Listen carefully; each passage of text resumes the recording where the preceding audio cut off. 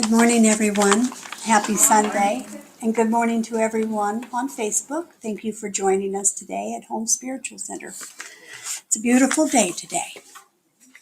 And if you would all please join me in our opening prayer.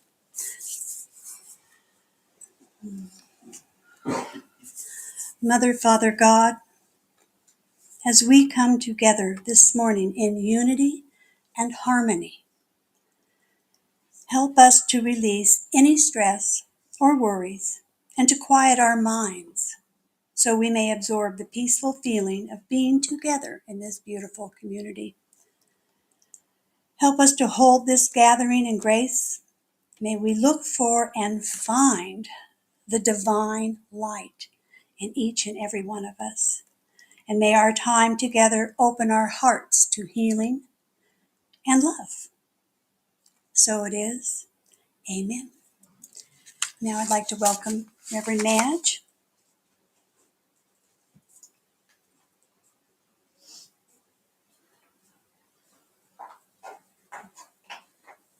Okay. So first off, there we go. First off, I want to thank our online audience for being here with us today and following us and listening to our messages and the things we have to say. I appreciate that very much. I've been getting quite a few people running into people that are saying, "Hey, I watch you online," or the message you gave such and such. So appreciate everyone that participates and follows us. And I also have been getting inquiries about what happened to my hand. And inquiries and concern, and I appreciate the concerns. So what happened is the ground came up to meet me, and this landed on a rock. When I was kind of turned, and when I hit something in my foot, and then I'm turning, and when it's in the dark, it feels like the ground came up to hit you. You don't realize. So anyway, but it's doing good. I broke the scaphoid bone, but I'm doing much better. Have had lots of support from friends with solutions and herbs and oils, and I've had lots of healing support with this. And I fully expect that when I go back for my x-ray next month that they're going to say, "Wow, it's doing so well," especially since I refused the cast. Then it makes you even more determined to do good, and you say, "No, I don't want a cast." And he says, "I happen to be the doctor." And it's like, "Yeah, I know, but I don't want a cast. I want to do all my hoogie stuff." And he's like, "Okay, fine. We'll see." So anyway, thank you everybody for your concerns and the support. All right. So earlier this week, I had a phone call from a teacher that's from a Bible study school here in Salem. Didn't know there was such thing.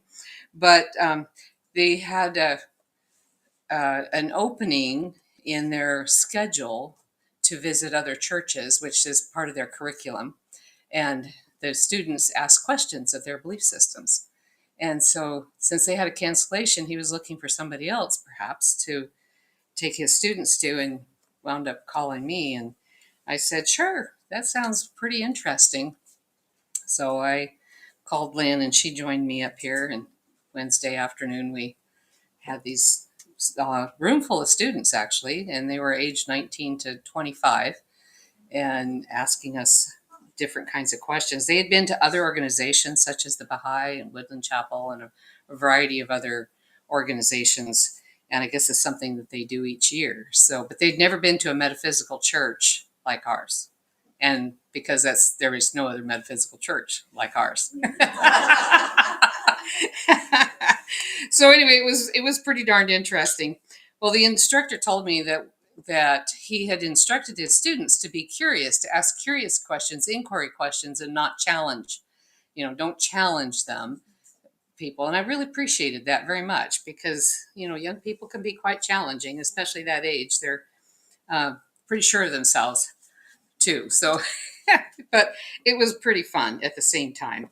And in all honesty, that's one of my favorite age groups of young people because they are just learning. They kind of think they know everything, and yet they don't know anything. And some part of them knows that too, and they're trying to figure out the world. So it's pretty fun. So I have to say some of the questions, though, that they asked really made me reach deep and clarify my own belief systems. Because as you know, we're kind of gray in what we believe, in a sense. It's like, yeah, we believe that, and oh, that sounds good too, and I go along with that. And we don't have what I would call a doctrine of, and yet in answering their questions, I kind of realized we kind of do have a doctrine in a sense, but not in the sense of what they consider a doctrine of, or at least what I consider doctrine. What I consider doctrine is hardcore thou shalts, or hardcore you have to wear this kind of clothing and you have to do this and you've got to pray to the east, and whatever those rules are that I always break because I can't follow them. But anyway, but so though, to me that's a doctrine. But in the answering of questions, it was like, well, yeah, we do believe this, and yeah, we do believe this is what we support, this is what we believe. And so I discovered something I didn't really realize about us. So I told them that, explain what Global New Thought is. Global New Thought is an umbrella recognized religion on the UN, and it's pretty new as a category of religions, but that's the category we fall under. And explained what that is. But I said, but even with that, we're a little further out of the box in metaphysics than what most churches, like, some of the Unity or some of the other organizations would have in there, as metaphysical. And it's all beautiful. It's really great. So anyway, I got ahead of myself. So where am I? Oh, so Cheryl joined us in the back of the room too, and she was saying, "I wished I had recorded it." And it's like, I wished you had of too, because I want to remember some of the things that I said so that I could share them with you. So even though I don't remember some of it, there's some of the things I do. I told that we are Christian based, which we are. We believe in Jesus. We believe in the Bible and some of the things it said. It's not the only spiritual book, but it is a great book. It has beautiful truths and beautiful ways of living from that. And that we also don't believe that Jesus died on the cross to save us from our sins, but we believe Jesus is a master teacher. And I think universally, most of us are in agreement with that. So, and that he taught us that we can, what he can do, we can do also in greater, is one of the quotes out of there. And so that from that perspective, he's a teacher telling us what we can do, because he does it, we can do it. We have the same capabilities.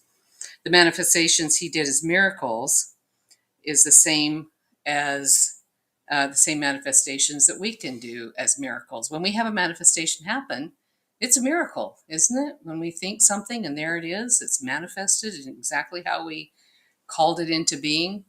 And it's a miracle in our life. We're in awe over it. And I hope we never lose that awe over manifestations when they happen that way. And healing practices, Jesus had a beautiful healing practice, miracles that we're still trying to accomplish, but through our healing practices, we do have miracles. And we do have a beautiful way of, teaching Reiki, or, sharing that kind of universal divine energy, whatever name we put to it. So one of the students then asked if we believed if a Christian had a miracle happen, would we believe that it's a miracle? And Lynn and I both said, absolutely. A miracle is a miracle. It doesn't matter what religion it's in, where it comes from. It's still a miracle healing, and it needs to be, supported and admired. And although I didn't say all of those words to them, it was kind of that, but it's part of the bigger message I'm sharing with you guys today. Lynn talked quite a bit about the Reiki healing, the healing that we do here, and they weren't very familiar with what that was. They do more of the hands-on healing. I'm doing this because at the very, very end, I had the young man, he said, "Can I pray over your hand?" I said, "Sure, we never have too many prayers." So he grabbed my hand and prayed over it, and it was really sweet, beautiful prayer. But in the end, he says, and I pray that it brings her back to Jesus. Thank you. I appreciate that. I'm looking for my way. It was sweet. And then but then he really, really wanted a demonstration. And so he says, "Does it hurt? Does it hurt?" And I said, "No, not right now. It's really," and it truly wasn't. He goes, "Take it off. Let's see. Wiggle your thumb." he so badly wanted to have that confirmation, have me be wooed and fall back into the arms of Christ, as if I was lost in the first place. Uh, and I just said, no, I'll leave it on. I'm good with this. I'm happy with it. Anyway, it was very sweet, and it was so genuine. It was just beautiful because it was so genuine, and I really appreciated it. So anyway, we talked about the healing in that regard in the group. And one of the questions that one of the young girls asked me that really stuck with me and has, ever since Wednesday, was she asked if we believed in the resurrection of Jesus. And I had to honestly say that I do believe in it, but I honestly don't know if it's a historical event or if it's a metaphorical event. And I really don't know. It could be either one. And what I didn't say to them that I wished I'd remembered at the time, I didn't remember till later, that almost every indigenous culture has a resurrection story of some sort, where they have a story that teaches you about the death of the old self, the darkness of the soul while it's no longer what it once was, and not yet what it's going to become. We call that the void. I did explain this part to them about how we see it. And then there's the rising of the new self that is light and a new version, a higher version of the old of who they are, an expression of their higher self. And I said, and that's a resurrection. And almost every indigenous culture does have those stories that guide people, that teach them about the process of the old self dying and coming into the new self and the difficulty that that can be. And I believe that that's true just to guide us so that we have something to fall back on, which then becomes a theology because it's a guiding principle of spirit. So it's a theology for all of us to find as a guiding light. So anyway, so it really got me thinking about what that is, and I could just see the little question marks on their face, like, how can that be? Because they're believe it as a literal, which it could be a literal thing. One of Pastor Doug, that was a Lutheran church, the minister at the Lutheran church down here, just off of Market Lansing, is what the street that was on. He used to. I took Bible study classes from him because I just loved the way he taught it, and he made it come so alive. He doesn't live in the area anymore. He went back to his home state, but um, he said to me one time, he says he got so frustrated with some of the folks that were in the class because they were trying so hard to make every word of the Bible a historical event. And he kept saying, it's a theology, it's a guide on how to live.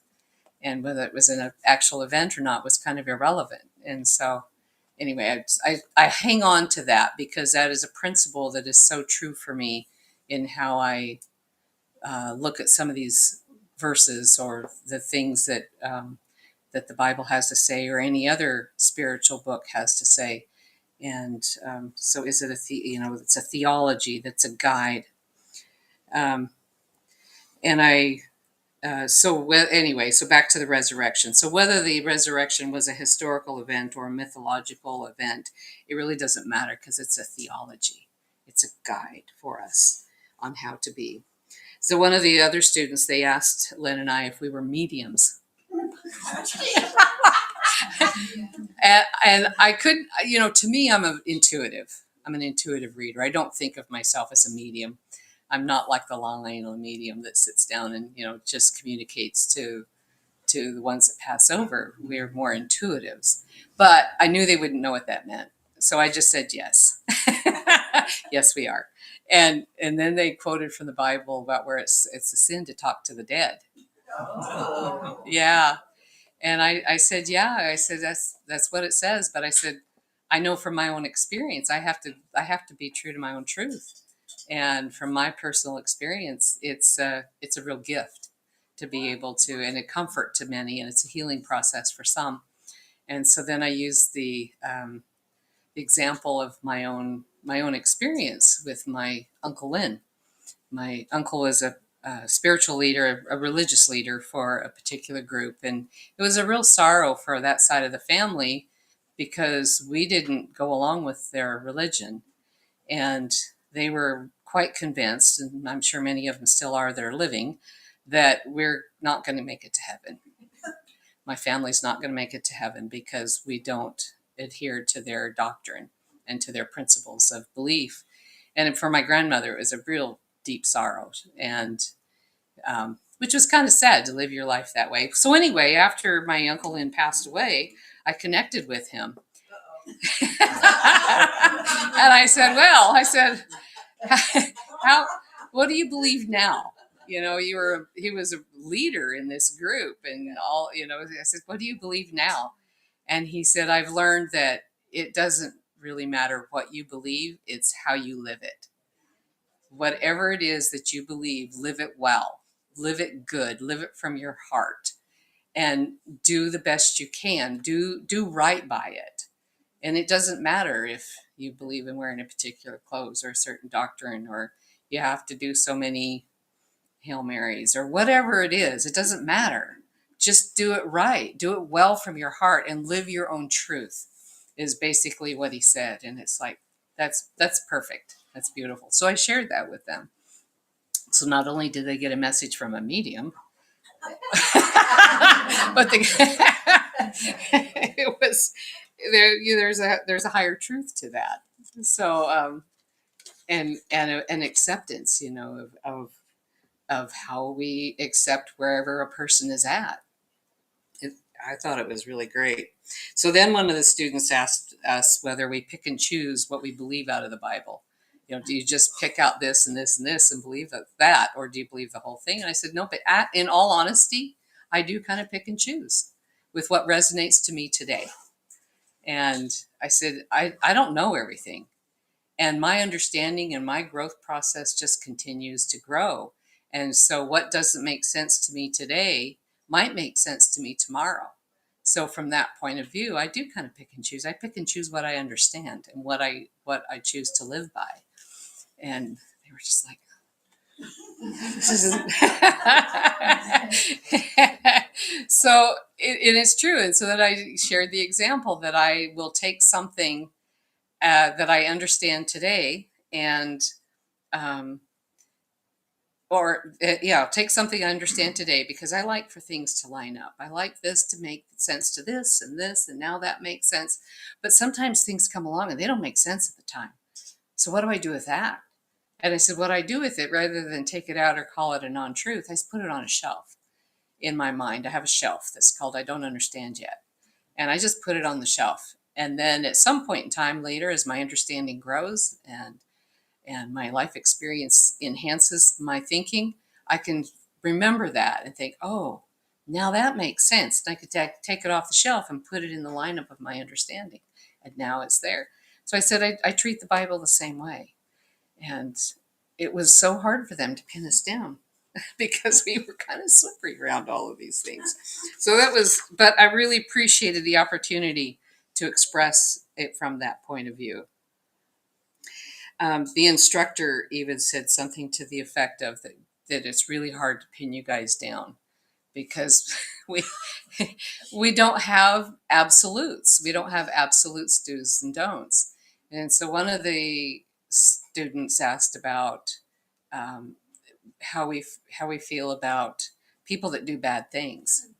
And whether there's, I remember where that started was, I'm looking at Lynn because I'm remembering, is we said we don't believe in a punishing God. You know, the God of the Old Testament is a very punishing God. And I said, we believe that God is all love. And they said, well, then what do you do when people do bad things? You know, aren't they punished? And I said, I don't know. I said, I don't know. I'm not that smart to know what happens to people that do bad things. I said, you can have people do something, be a victim of something or have something bad happen to them. But in the long run, in the big story of things, they're now a better person. They've grown in compassion. They've grown in their understanding of life. They've healed relationships, perhaps. So I can't say that was a bad thing. That's for God to decide, not me. And so I said, I'm not that smart to pass judgment onto people. And so then they were really confused. And so anyway, so we have those kinds of questions and those kinds of things happening, and we just can't be pinned down into black and white, or this is good and that's bad. We just like, well, it has the appearances of being bad, but I don't know, from God's eyes, from the big picture of things, is it? Even people sometimes that have diseases, they say, I'm such a stronger person because of it. And so is that a bad thing or not? I'm not that smart to decide that, is basically what I said. And then we talked about physics and brought physics and science into it too, explaining to them that the scientists have even discovered that the universe, the fabric of the universe, is made of the vibration of love. And that's God. The whole universe is God. And it's all love. And there was quite a silence after that. However, there was one young man in the back. I didn't know it till later. Cheryl told me that he kept his head behind somebody, so I didn't see him. But he was doing all kinds of eye rolls. I was quite entertained by that. I thought that was pretty smart, or pretty funny. I mean, yeah. So anyway, the last question that the instructor asked was some version of this question, and I can't remember exactly how he stated it, but he said, he asked if we believed uh, that we're the right way and that we should have people come to our church. And I thought, that is a great question. And Lynn and I simultaneously said, no, we're not the right way. We're not the only way. And no, we're not the church for everybody. We're not the belief system for everybody. And I told him, I said, sometimes we have people come here and we're just too far out of the box for them. And they want something that's more structured, something that's more solid. And I said, I'll give them references of other places to go to that might be in more harmony for where they're at and for what their heart is calling them to do and be. And I heard the instructor go, really? Oh, we don't we don't do evangelical things and trying to get people to come. We're not trying to save people's souls. We want people to find their way that works for them, their path, their connection to source, their connection to God. I said, most of us believe in reincarnation, but there's some people that don't, and that's okay. If they don't, we all don't need to believe the same way. We just need to be true to what's inside of us. So, and I'm sharing all this with you guys today because it helps solidify for me how different we are and yet how common, some of our commonalities, but at the same time, that we just believe in the goodness of humanity, this real basic rudimentary way of being in human relationships with each other and honoring the differences that we have in each other. And the last thing that the instructor said to us is, you guys are just not only out of the box, but you're out of the universe. Thank you. I know. I found that to be a great compliment. You made it. Yes, we are out in space. Woohoo! Let's see the view from there. And then afterwards, we had some of the students come up to us afterwards. One young gal wanted to have coffee with Lynn, and another couple of other gals stuck around and wanted to talk about crystals. So I thought, well, let your instructor tell you.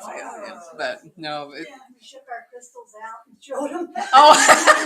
Crystals we were carrying. Yeah, empty your pockets and do show and tell. Oh, It was pretty cute. I really, really enjoyed it. I have to say that overall, it was a really great experience for us and hopefully for them too. Because when you have those kinds of conversations and those kinds of questions, especially at that age, you never know what kind of a seed you might be planting for their growth and development, and what kind of a thing that they might reflect on even 10 years from now, where it's like, oh, I went to that place and I thought they were really crazy then, but now it's making sense. You never know when something like that will happen. And maybe not. Maybe it affirms their growth in their affirmation. It makes them affirm. That's what I'm looking for. It makes them affirm what their belief systems are. And that's a beautiful thing too. It might be the very thing that really gives them comfort in the path that they've chosen in their biblical studies. And I honor that in every way as well. But what's important is that each and every one of us finds our path to the divine, our relationship to our higher self, our connection to our angels and guardians and keepers, and find what path is right for us. And we're just one way. We're one little road to the mountain of many. All of these roads lead to the one mountain, and that is God, and that is Source for us, each and every one of us.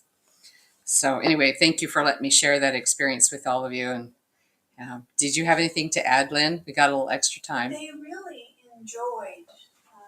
really enjoyed themselves, I believe. Some of them were a little less open. Yeah. I don't want to say closed off, but the nicest group of kids. They were very, very intelligent and I believe kind. Mm-hmm. And they're searching. And to come here and get a little well balanced in your life is pretty good, I think. And some of them, I think, were more accepting than they let on. Yeah. There's 3 or 4 of them, and it's, not the Some of them had, like little head nods, like, "Oh, I understand that."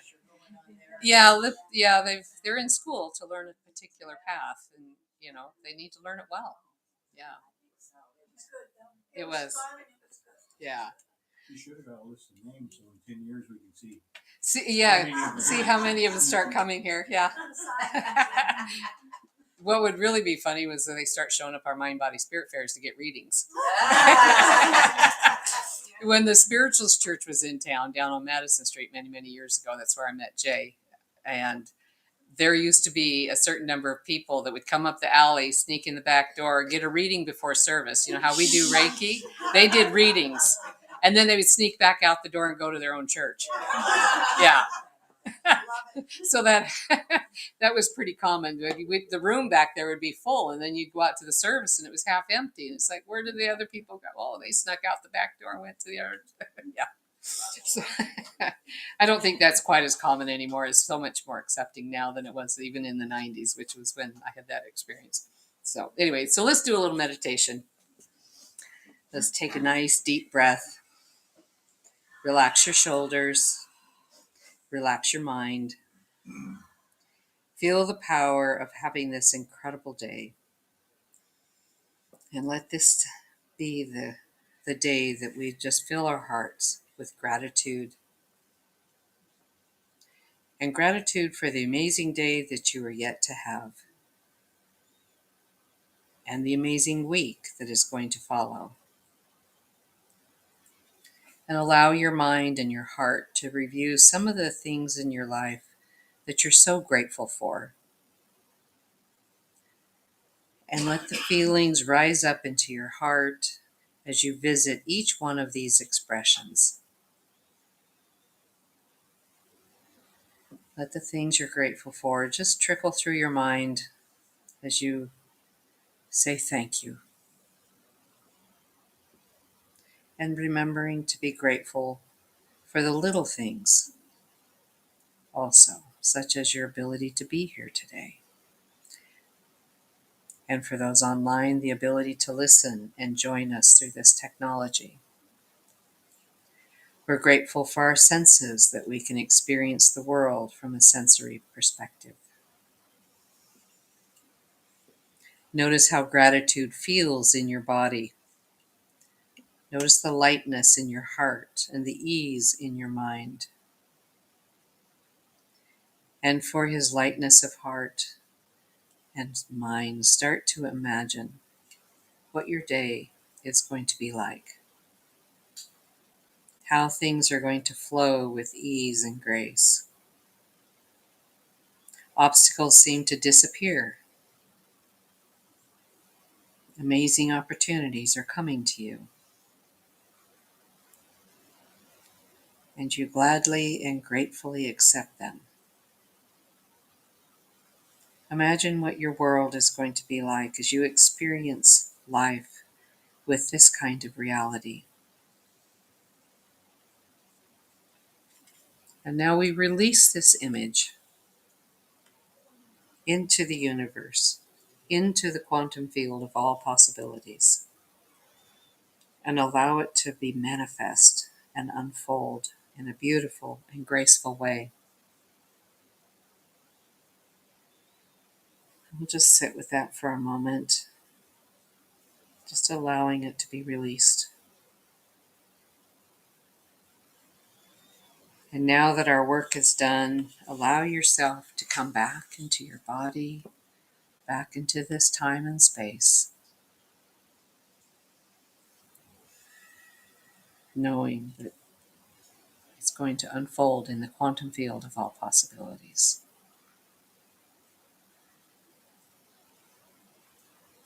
And give yourself a moment of gratitude for taking the time. And so it is. All right. You guys back with me? All right, so we're going to do our offering.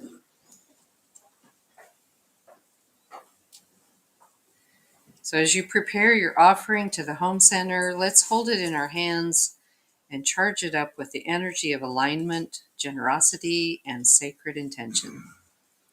We know that we are part of the greater circulation of good and that our gifts will multiply for the highest healing, growth, and service to us and our community. And as the basket's going around, please fill it with your blessings, and we thank you for your generosity and for the continuing to support our good works, and so it is. All right. Oh, and I need to trade you because you're supposed to come up. Oh, you got it. All right. So Lynn she was doing the basket. Now you need to bilocate. Will you just do that from now on? You've been working on it. When you get it mastered, tell me. I used to say to my late husband, Joe, I was like, I need to clone myself because I need to be in two places at once. And he says, oh, please don't. One is enough. Cracked me up. I thought that was funny. All right, so I'm going to invite Lynn back up to share a little story and a closing prayer.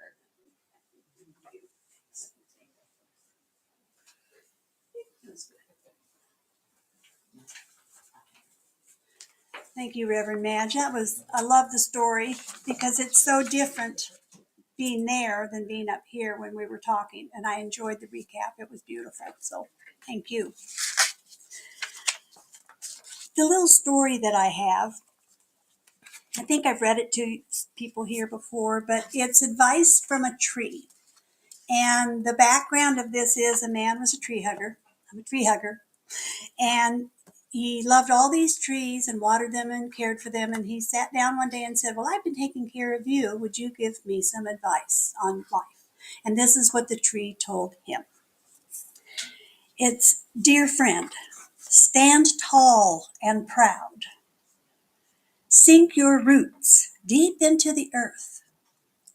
Reflect the light of your true nature. Think long term and go out on a limb. Remember your place among all living beings. Embrace with joy the changing seasons, for each yields its own abundance. The energy and the birth of spring, the growth and the contentment of summer, the wisdom to let go like leaves in the fall, the rest and quiet renewal of winter. Feel the wind and the sun and delight in their presence. Look up at the moon that shines down upon you and the mystery of the stars at night. Seek nourishment from the good things in life, simple pleasures, earth, fresh air, and light. Be content with your natural beauty. Drink plenty of water and let your limbs sway and dance in the breezes. Be flexible. Remember your roots and enjoy the view. My kind of tree. I like that. Oh, thank you. And if you would all join me, please, in our closing prayer. Divine Spirit, as we come to the end of this service, we are thankful for the message that was shared, for the truths that were spoken, here this morning, and for the presence of love and harmony that surrounds us all. Help us to remember to walk gently on Mother Earth, to speak with compassion, and to live in peace. Let us be thankful for the blessings in our lives, and may we start our week strengthened by spirit and connected to the all that is good and to the divine light that is in all of our hearts. Peace, harmony, amen. And those of you joining us on Facebook, thank you for being with us, and have a blessed and beautiful week from our heart to yours. We're signing off.